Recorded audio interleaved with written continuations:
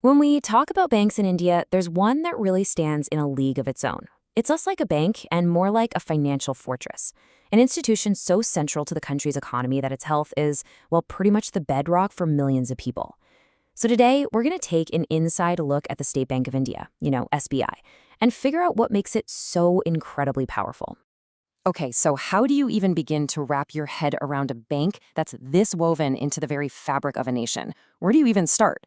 Well, I think we can start with just one single, staggering number. That's it. 23.7%. So what is that? According to analysts at ICRA, that's SBI's slice of all bank deposits in India. Just let that sink in for a second. Almost 1 out of every 4 rupees that gets deposited in the entire country ends up right here, in this one bank. I mean, that is what colossal scale actually looks like. All right, so if we're calling it a fortress, what makes it so darn secure? Turns out the whole foundation is built on something really specific and incredibly powerful.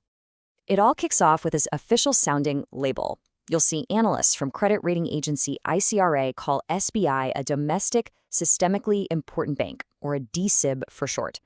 Okay, sounds important, but what on earth does that actually mean in plain English? Well, here's the simple breakdown. It's basically the fancy official way of saying a bank is too big to fail. SBI is just so deeply connected to the entire national economy that if it ever got into serious trouble, it could set off a massive financial crisis. And because of that, this isn't just some random title. It means the bank has to play by a much, much stricter set of rules.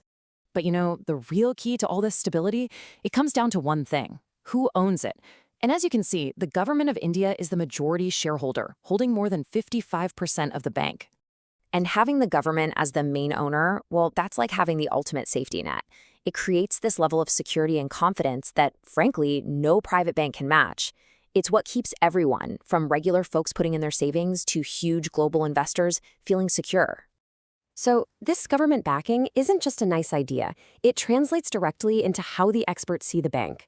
Just look at these credit ratings from ICRA. We're talking AAA for most things. That is literally the best rating you can get. It's like the financial world's giving its highest possible stamp of approval, saying, yep, this thing is solid as a rock.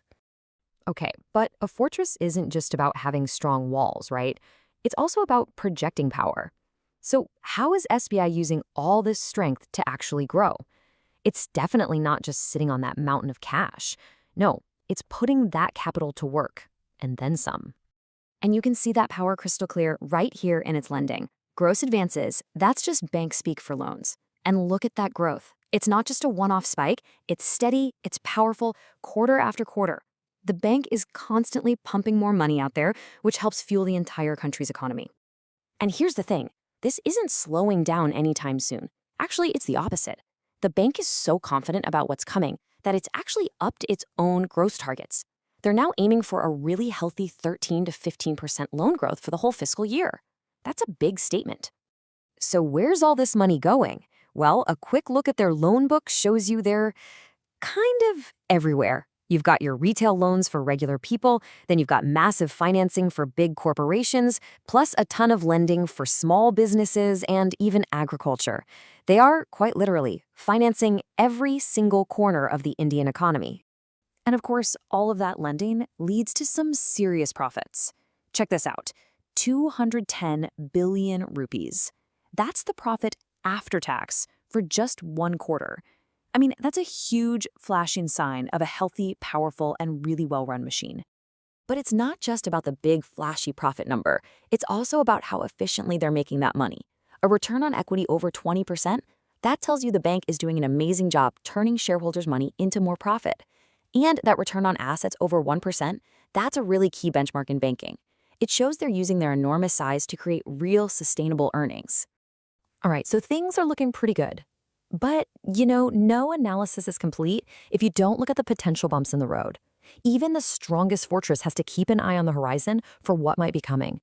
And this really gives us that balanced view.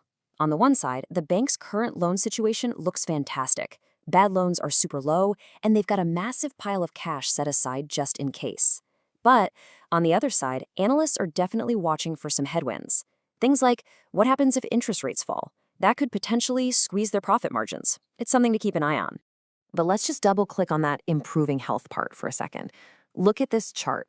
You can see a clear, steady downward march in bad loans over the last year and a bit. Now, that doesn't happen by accident. That is the result of some seriously disciplined and successful risk management. Okay, so we've looked at the strong walls and we've checked out the powerful engine room. So what's the final verdict on this financial fortress? Well, I think the picture is pretty clear. You've got this SBI fortress built on that sovereign-backed foundation, giving it unmatched security. It uses its absolutely dominant position in the market to fuel a powerful and profitable growth engine for the whole country. And it's doing all of this while keeping a close eye on its own health and managing its risks really well.